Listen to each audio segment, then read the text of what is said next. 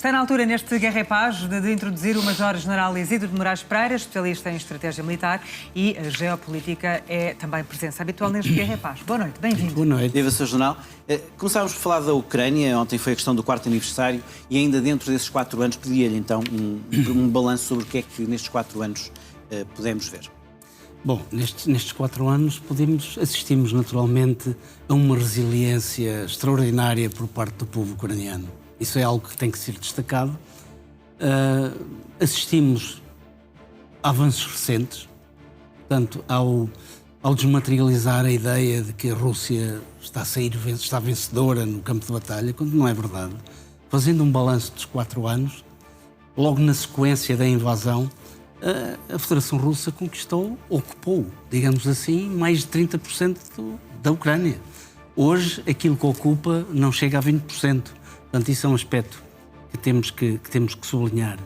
Depois, outro aspecto que é importante sublinhar é que, ao longo destes 4 anos, temos que dizer que fomos assistindo a um reforço da solidariedade europeia para com a Ucrânia. Assistimos a um diminuir da solidariedade norte-americana para com a Ucrânia, é um facto. Os Estados Unidos do tempo de Joe Biden foram muito mais generosos com a Ucrânia.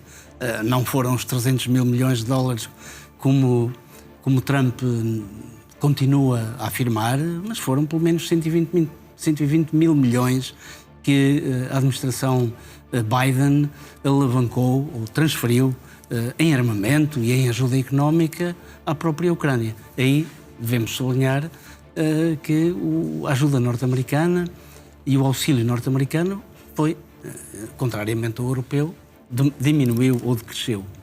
Pois outro aspecto muito importante, fundamentalmente ao fim destes 4 anos, temos assistido a uma pressão diplomática mais forte no sentido de alcançarmos a paz. Aliás, basta referir que neste último ano já é a segunda moção que é apresentada na Assembleia Geral das Nações Unidas e é aprovada por uma forte maioria solicitando a cessação das hostilidades na Ucrânia. Esse é outro aspecto muito importante. Aliás, ainda hoje assistimos a um telefonema, portanto fomos informados de que houve um telefonema do presidente norte-americano com o presidente Zelensky no sentido de alcançar ou almejar aqui a paz. Surpreendeu esse telefonema?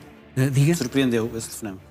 Não me surpreendeu, porque aquilo que me parece é que Donald Trump, para além de outras características, gosta de ser o chefe da orquestra, gosta de ser o maestro. E ele olha para si próprio, não apenas como o grande maestro norte-americano, mas como o maestro do mundo.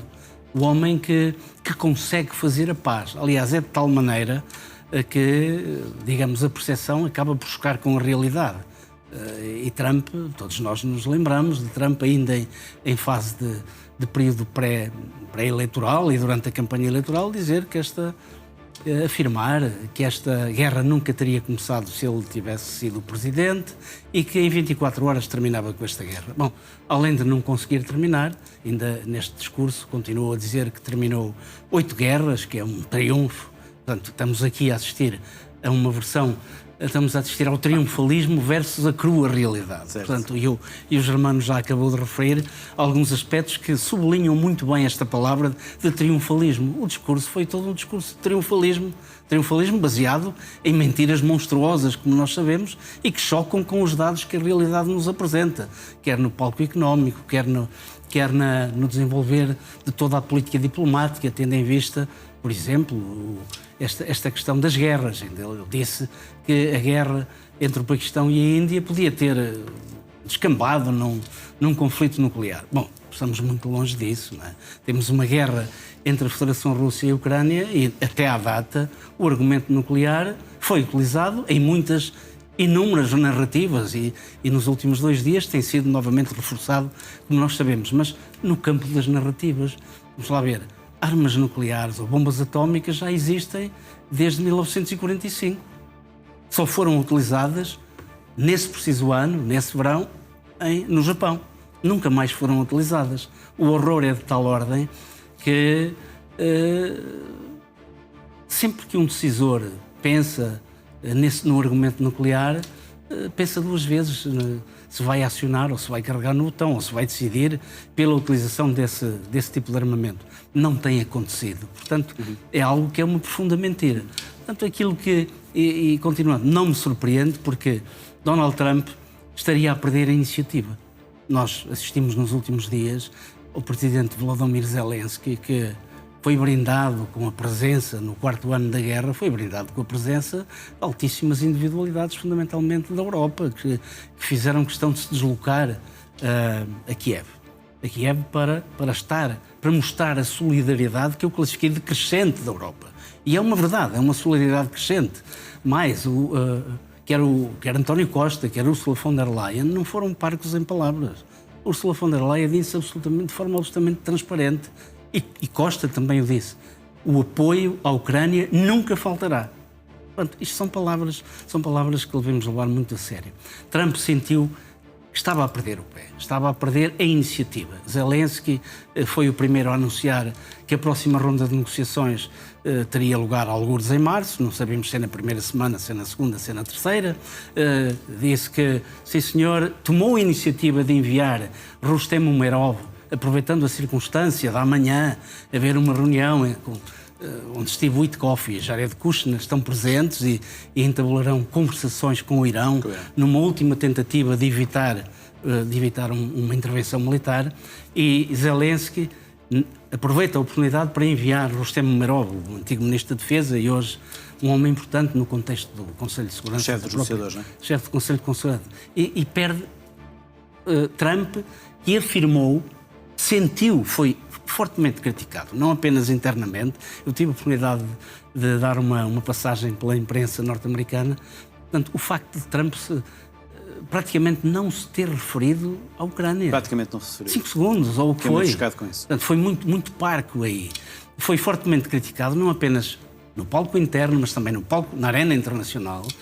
E por isso mesmo, Trump tinha dito poucos dias antes, ou 2 dias antes, que queria fazer coincidir a efeméride da celebração dos 250 anos dos Estados Unidos como país independente com a assinatura do Tratado de Paz e a assinatura do documento que fornece as garantias de segurança. É evidente que Zelensky também tomou voz ativa nesta pretensão de Trump e disse não é por aí. Portanto, antes, quero que esse documento das garantias de segurança seja aprovado, tenha força de lei. E para ter força de lei tem que ser aprovado no Congresso norte-americano. Portanto, há aqui um conjunto de circunstâncias que levam Trump a emendar a mão, porque ele estava a perder a mão no contexto digamos, da intermediação da paz na Ucrânia. O próprio Steve Witkoff veio dizer que, sim senhor, as reuniões vão decorrer para tratar de assuntos técnicos e aí tem-se evoluído, designadamente na troca de prisioneiros de guerra e civis internados, mas ele disse, não, a questão territorial será deixada para uma reunião entre Zelensky e Vladimir Putin, com a presença, eventualmente, de Donald Trump e até de alguns líderes europeus, como têm vindo a ser posto em cima da mesa pelo próprio presidente Zelensky. Portanto, assistimos aqui a um crescendo de protagonismo de Zelensky, a um crescendo de protagonismo dos líderes europeus e alguma, digamos, o perder de algum protagonismo de Trump. Trump não gosta de perder protagonismo. Portanto, por essa razão, julgo que ele sentiu-se na necessidade de efetuar este telefonema. Antes da Marisa perguntar sobre o Irão, só mesmo para perguntar muito concretamente, os próximos passos, mesmo que demorem meses, o que é que poderá deslindar um impasse que me parece total neste momento entre a Ucrânia não vai abdicar das zonas de controle no Donbass, e já percebemos que a Rússia militarmente não os vai conquistar tão cedo, e a Rússia já considera o Donbass seu. Como é que isto se resolve? Vamos lá ver. A Rússia, aqui há 2 anos, mais ou menos, esta parte resolveu, ou até mais, resolveu decretar o Donbass como sendo seu. Os dois oblastes, Luhansk e Donetsk, foram anexados legalmente, internamente, digamos, na Rússia, foram anexados.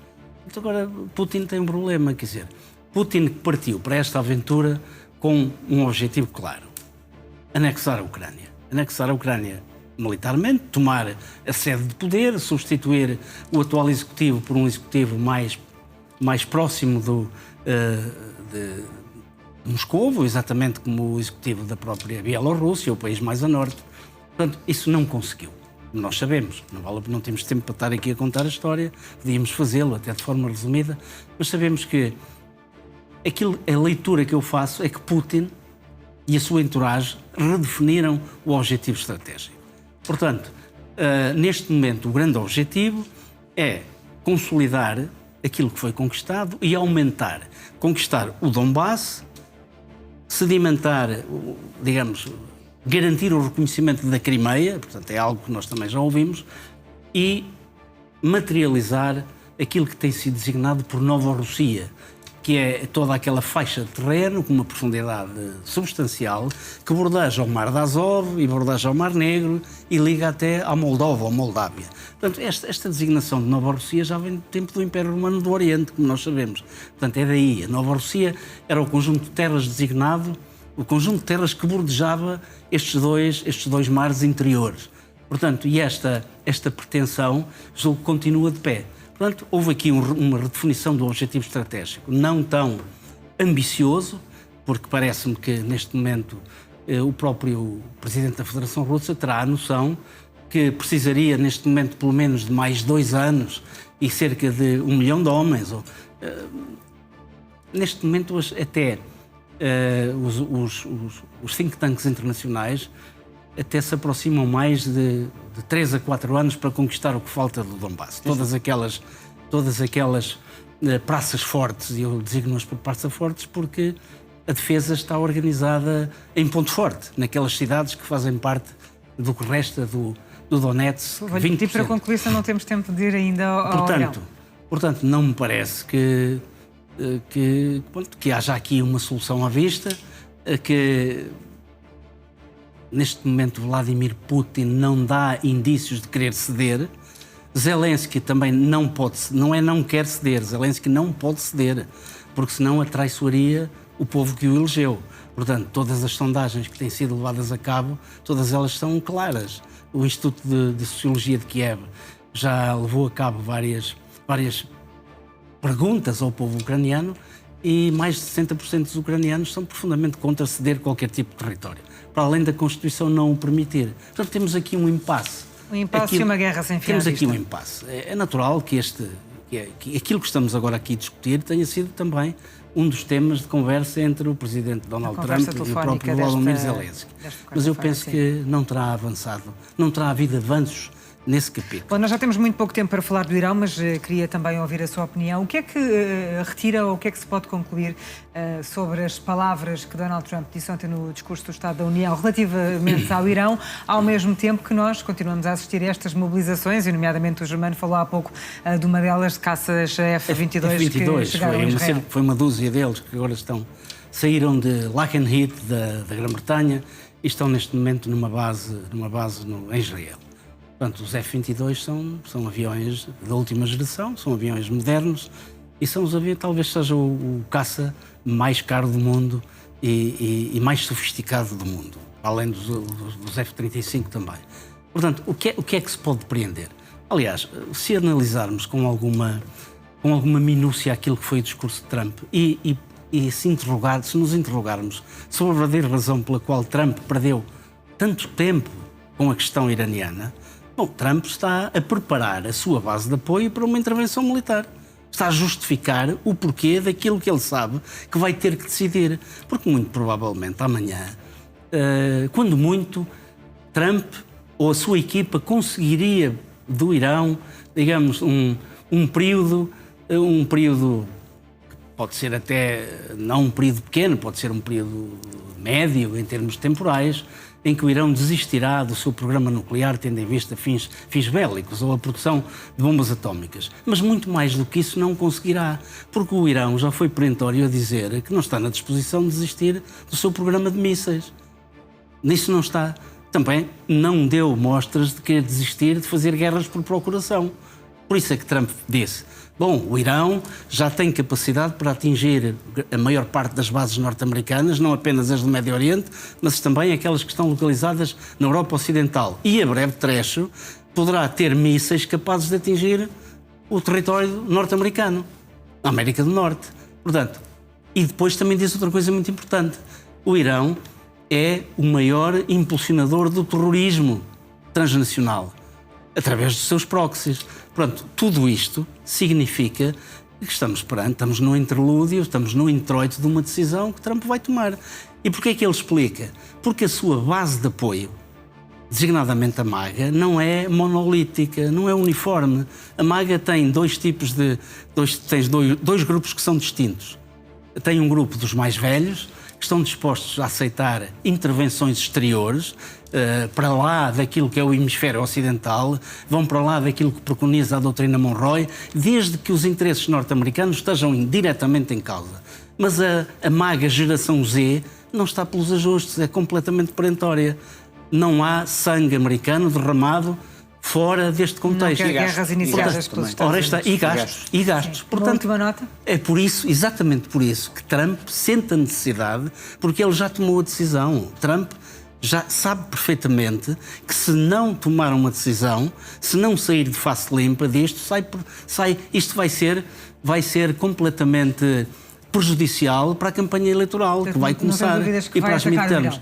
Eu não tenho muitas dúvidas que alguma coisa vai ter que acontecer. Aliás, hoje a própria KPLM decidiu cancelar os voos designadamente para Israel e para o Médio Oriente. Não é por acaso que isto acontece. Isso já é um indicador. Isso é um grande indicador.